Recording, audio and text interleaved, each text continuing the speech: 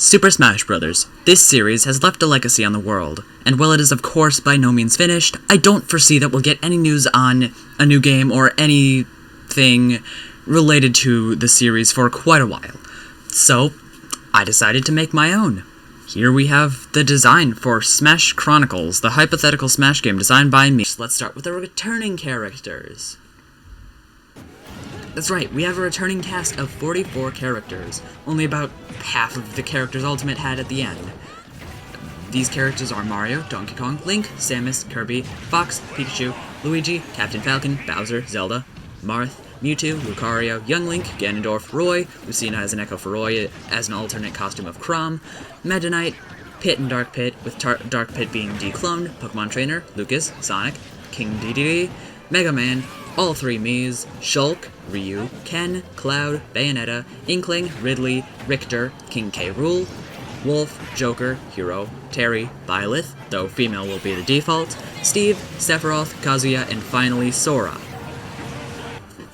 There were some really tough cuts in this one, if you don't count Olimar and Mr. Game & Watch.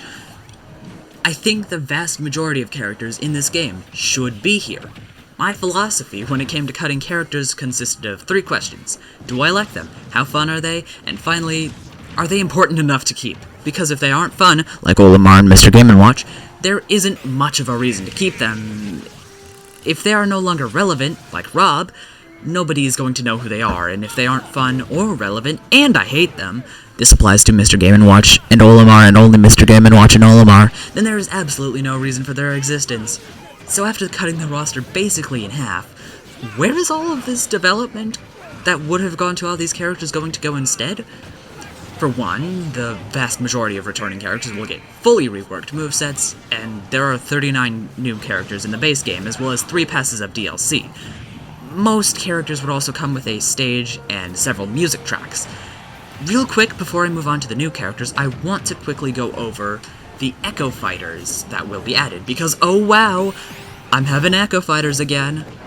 They won't get a fancy trailer thing just because I don't care that much. I'm just going to list them off and put a PNG on screen for you all to see them. The Echo Fighters for returning characters are as follows. Super Kong for Donkey Kong being a faster version of the base Donkey Kong with more armor and higher speed, going completely into the tank archetype.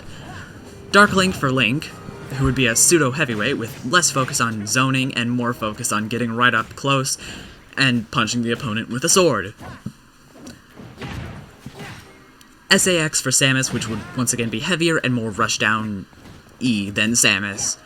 Xena would keep her Echo status, but instead of being a clone of Marth, she is now an Echo for Roy, alongside half of her alts being her father Chrom. They would be slower and sort of a mashup of Marth and Roy, with Aether as an up special as well, and some other stuff borrowed from Ike.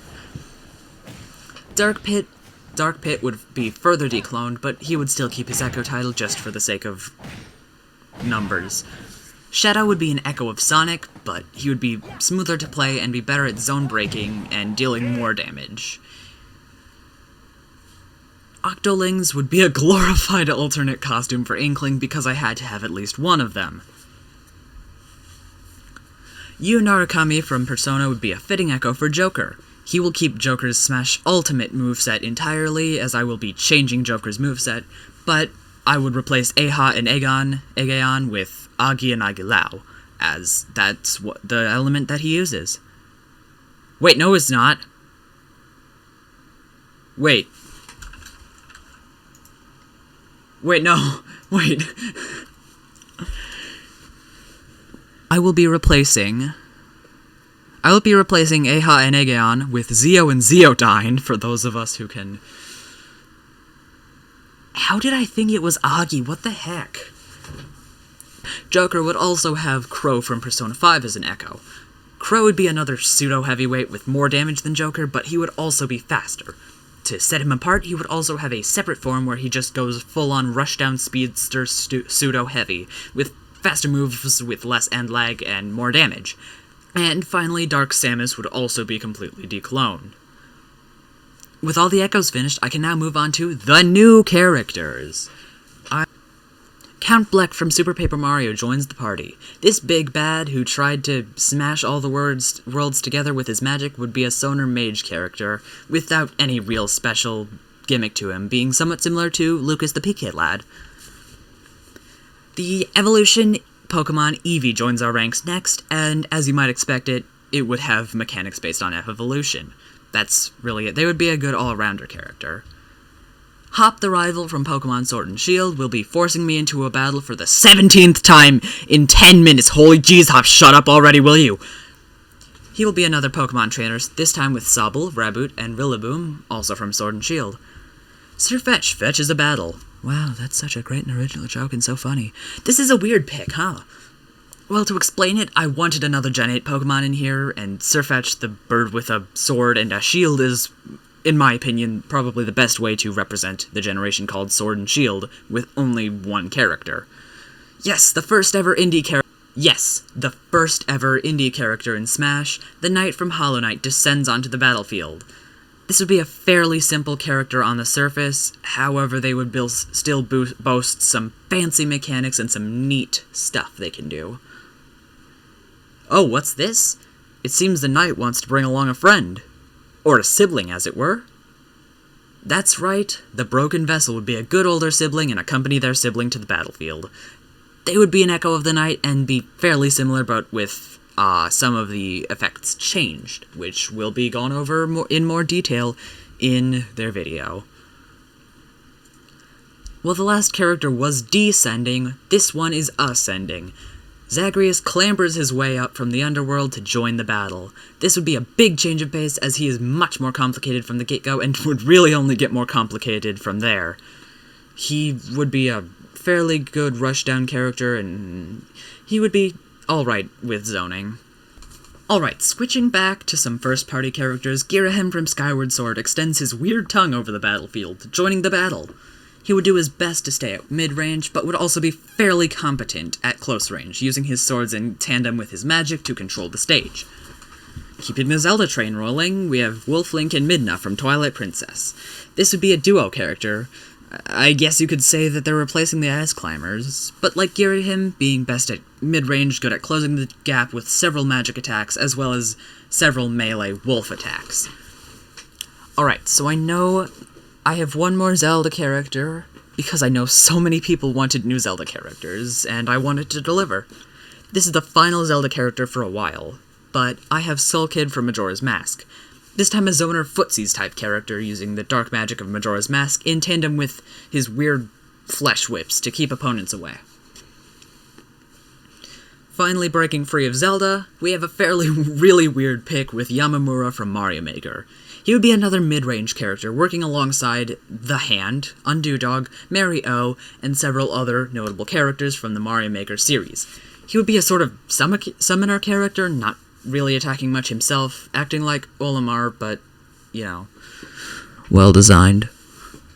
I bet you didn't expect this. Prince Fluff from Kirby's Epic Yarn hops into the Magic Sock Portal. Prince Fluff would be similar to Kirby if Kirby was instead a grappler and was much, much, much lighter, as he is made of yarn. He would not be too complex of a character, just like in his home game, but he would be simple fun, also just like in his home game.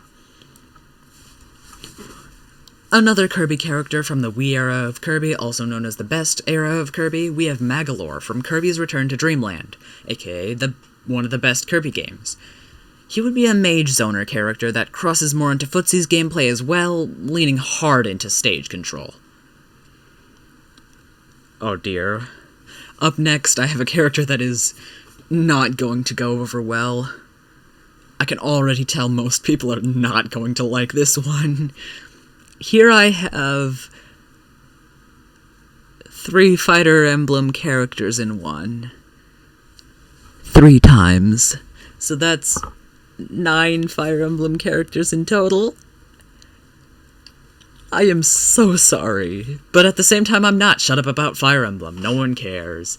My idea is to lean more into the teamwork idea of Fire Emblem 3 Houses, with a triple tag character, sort of like a cross between Ice Climbers and Pokemon Trainer.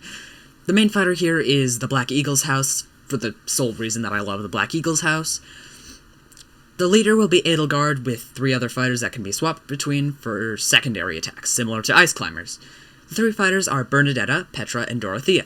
There'd be a heavy-hitting character in Petra, a zoner in Bernadetta, and a more delicate fighter with less damage per hit in Dorothea. I'd explain my reasoning on all of this, but no.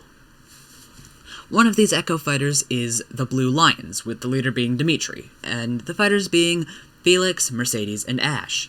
These characters would be slightly different archetypes than the main fighter, with Felix being a more precise character, similar to Byleth with the spear attacks. Ashe would be more of a semi-zoner character, and Mercedes would be a more passive support character. Even though these characters would be slightly different archetypes, they would still be classified as an Echo fighter, mostly because I said so and it makes the character select screen cooler and better to look at. The second Echo fighter is the Golden Deer, being led by Claude. The secondary fighters are Lizithea, Hilda, and Raphael. Raphael would be the designated heavyweight, hitting much harder but being slower and having a big body. And he would be a sort of grappler as well. Lizithea is a bit of a precise zoner, hitting only at specific ranges, sort of similar to Noelle from BlazBlue. And Hilda would be a full-on rushdown character. Alright, now we're done with Fire Emblem characters for the whole roster. We can move on to characters that people won't be as upset at me about. Like Ravenbeak from Metroid Dread. Ravenbeak would be a fast, heavy-hitting rushdown zoner that can be very tanky at times, and he would also be a very dynamic character, being able to put up barriers and shift around his stats depending on certain factors. Of course, we need another Pokemon, and I would choose another Gen 8 Pokemon, but I have a better idea for a Pokemon from one of the other generations that could be much more interesting to play, and also add a new playstyle into the roster. Quagsire would be a slower-paced turtle-type character, focusing more on stage control and bait-and-punish tactics. The Doomslayer from Doom crashes from Mars and is itching to pick a fight. The Doomslayer would be a partial zoner, though we would have amazing tools to close the distance and get right in the opponent's faces, and that is exactly what his game plan would be based around. After all, you can't gain more ammo if you don't hit your opponents with your fist. I realize how weird that sounds if you haven't played Doom Eternal.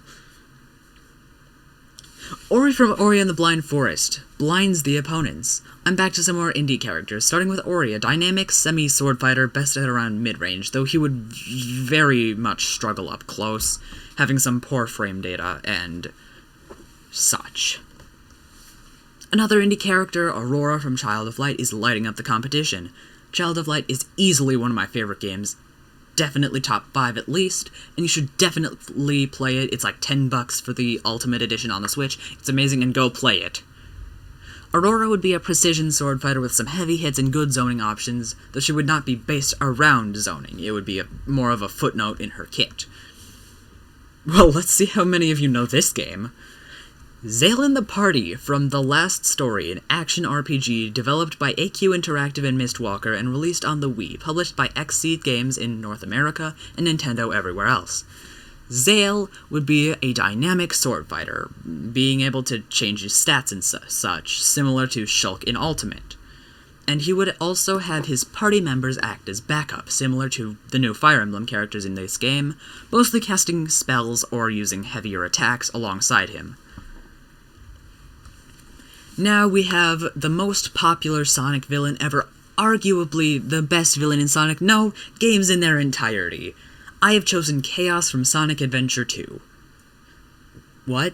That's not what everyone wanted? Oh. Well, too late now! Chaos is the new Sonic rep.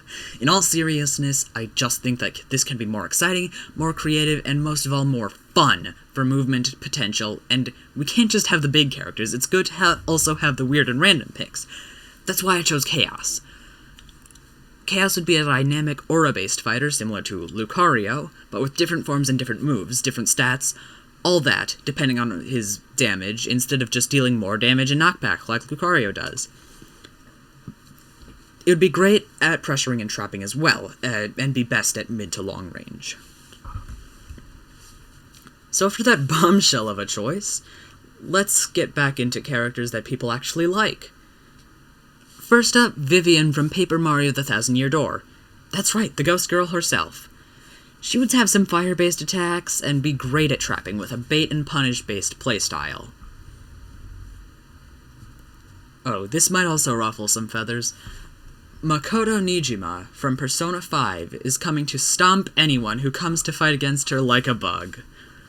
As Makoto practices Aikido, she would be a partial grappler, using these combat strategies in tandem with her nuclear motorcycle persona, so she would have high mobility, being able to easily control the stage. I have now entered the zone of, oh dear, I've added too many fighting game characters, now you almost sit through all of this. This is a you problem, I have warned you. Now I have a pick most of you will be excited for, or at least not upset at me for.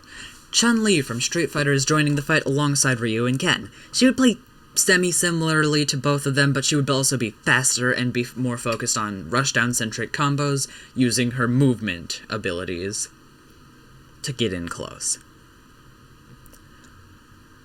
Here's something nobody expected. Jax from Mortal Kombat is going to join the battle, being the first Mortal Kombat representative. I think he would be fun and interesting to play, fairly heavy fighter, being based around timing to combo his attacks together. But wait! Jax is followed by Raiden, the god of electricity from the Mortal Kombat universe. He would be a perfect foil to Jax, mixing in the magical side of Mortal Kombat while Jax gets the more grounded, down-to-earth side of the franchise, and I just think that these are the perfect two characters to represent the games of Mortal Kombat. Raiden would be a lighter character doing his best to control the stage, and he would be amazing at zoning. To follow up the Mortal Kombat characters, there will also be two Guilty Gear characters, just because I want to have two fighters from each big fighting game not already represented.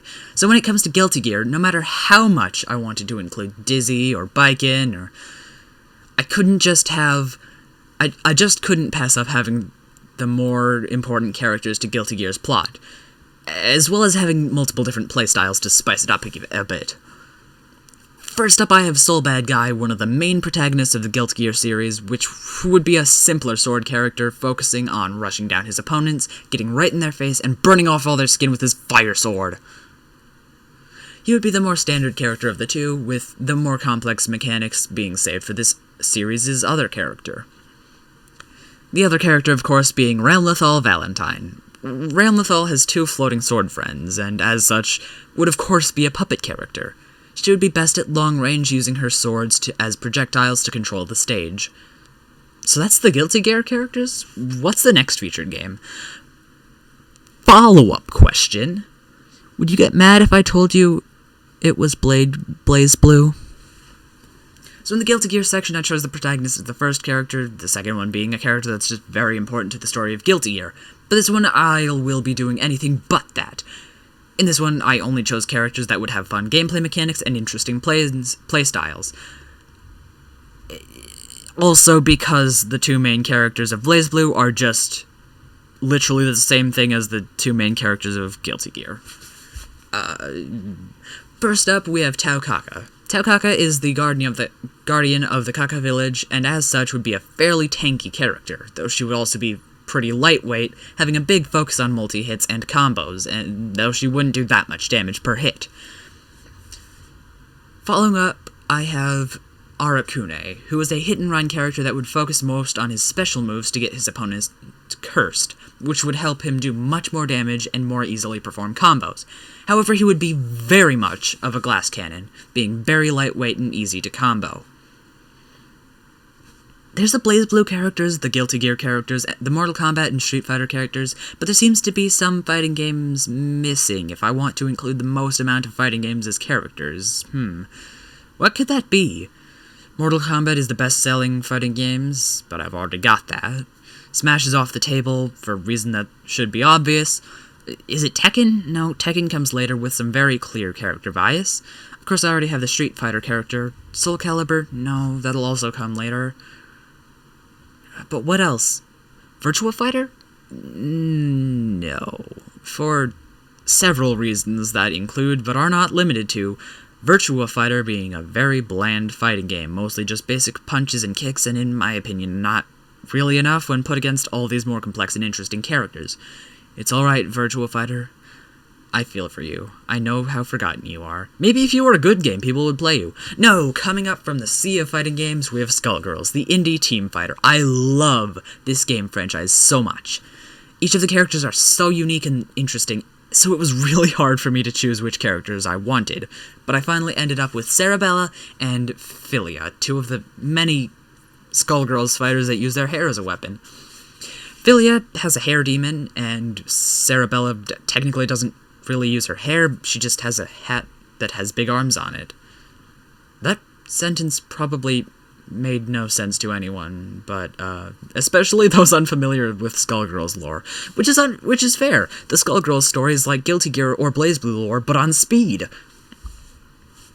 Anyway, getting back into things, Cerebella would be a pseudo-heavy with more grappler tendencies, looking for more pokes in neutral than long strings and combos. She would be fairly heavy-hitting and would have really no trouble taking stocks.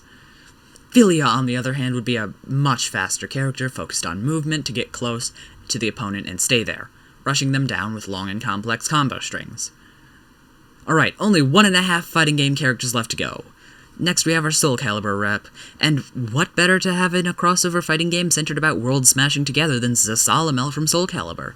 He would be a mid-heavyweight character with heavy strikes with his side that are good for trapping and pressuring opponents. And now we arrive at the final fighting game character of the base roster, thus ending this zone of, oh dear, I've added too many fighting game characters, now you all must sit through this. This is a you problem, I have warned you. The final fighting game character is Sukapon from Joy Mech Fight. Does this technically even count as a fighting game? I honestly have no idea, but screw it, I'm doing it anyway. Sukapon would be a more defensive, slower zoner character. And this concludes the zone of, oh dear, I've added too many fighting game characters, now you must sit through all of this. This is a you problem, I have warned you. Now we only have 5 characters remaining to lead to my final number of 82 characters. And for the final 5 characters, they all have one thing in common. They're all PlayStation characters. I swear this was not on purpose, it just happened to work out that way. First up, we have a more retro pick, being Alucard, hailing from his most popular game, Castlevania Symphony of the Night. He is a rushdown zoner that is best at either short, long range, or short range, and really nothing in between, being fairly precise to play as. Kratos is here to be a threat to all those teenage anime characters who kill gods by being an actual god from God of War. He comes alongside his son, Atreus, who would act as backup. Kratos has 2 major gameplay loops, those being hit and run and combo-based. He is a heavyweight character, the easiest way to kill him is with combos, and not straight hits here and there, to mount damage and get him off stage. Oh dear, this is a character similar to Pyra and Mithra, who would very much need to be censored for the age rating to stay the same. 2B from Nier Automata, I heard one person say it automata, so it put me into a crisis of how it's pronounced. Anyway, 2B from Nier Automata downloads herself to the cloud of Smash. As a Platinum Games character, she would play similarly to Bayonetta with more range and damage because she does use swords as the main weapon. From one Platinum Games character to the one that really started it all, we have Dante from Devil May Cry. He would play similarly to 2B, but be slower and deal more damage, as well as having more weapons at his disposal. Like a motorcycle. And now, the base roster's final character. Who will this hidden character be? The audience knows that it's a PlayStation character, but who? Is it Nathan Drake from Uncharted? Cole McGrath from Infamous? Maybe it's Crash Bandicoot or Spyro. And I come in here to wreck all of your expectations with one question. Have you played Infamous Second Son?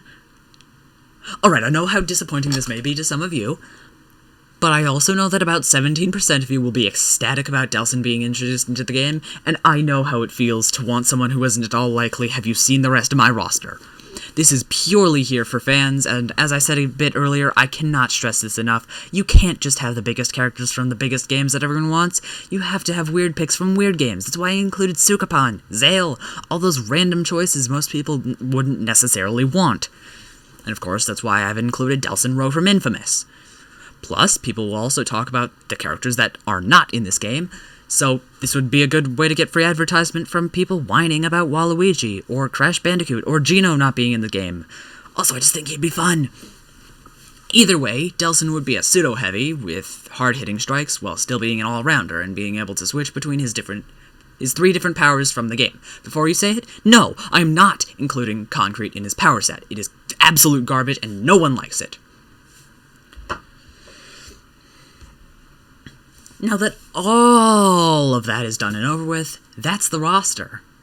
However, because I'm me, of course I can't leave it at that. I need to add a bunch of random ideas I have before this can be done. I already have gone over most of my ideas for modes, items, and all of that, so now all I have to do is talk about the DLC. There will be 3 waves of DLC, each with 6 characters, adding up to a total amount of 100 characters. I promise you, this was not intentional, it just happened, and it made me really happy, so I'm going with it. The first wave of DLC would be based around familiar faces, characters from AAA games that everyone knows about. First up, we have Geralt of Rivia from The Witcher 3. Yes, I'm ignoring The Witcher 1 and 2? No, I don't care. He would be a sword fighter that's best at zone breaking, as well as having some magic to assist his attacks. He would be fairly heavy and would not have that high of a jump. Do you remember a long time ago when I said there would be a Tekken character later on? And then do you remember that this never came to fruition? Well, now is the time for a new Tekken character. This character is Lucky Chloe for the sole reason that I should show some gamer solidarity and put her in here.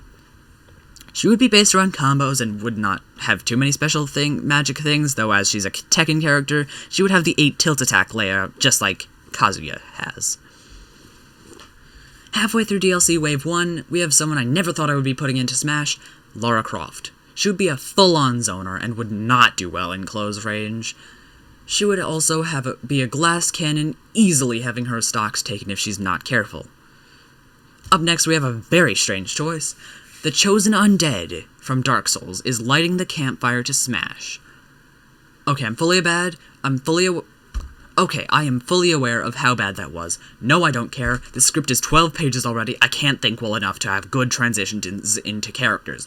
The Chosen Undead, wow that's a mouthful, would be a glass cannon heavy, requiring players of this character to normally be on defense, and they would not be very good at combos, requiring a more bait-and-punish playstyle. The penultimate character in the first wave of DLC has to be a bang to set up the bombshell that would be the final character of the pass, so of course I chose Sakura from Street Fighter, Ryu's protege. She would be a faster Shoto character, focusing more on movement than Ryu and Ken, though she would have several similar techniques to Ryu and Ken. Finally, we have Ryu Hayabusa from Ninja Gaiden. This is one of the characters literally everyone has wanted since the beginning of Ultimate, and he would be a glass cannon to a ridiculous degree. The glass part outweighing the cannon by 2 times. Think Guilty Gear, Strive, Chip, Xenoff levels of glass. I guess you could say he's a porcelain gun. Or sword, I guess. He doesn't really use a gun.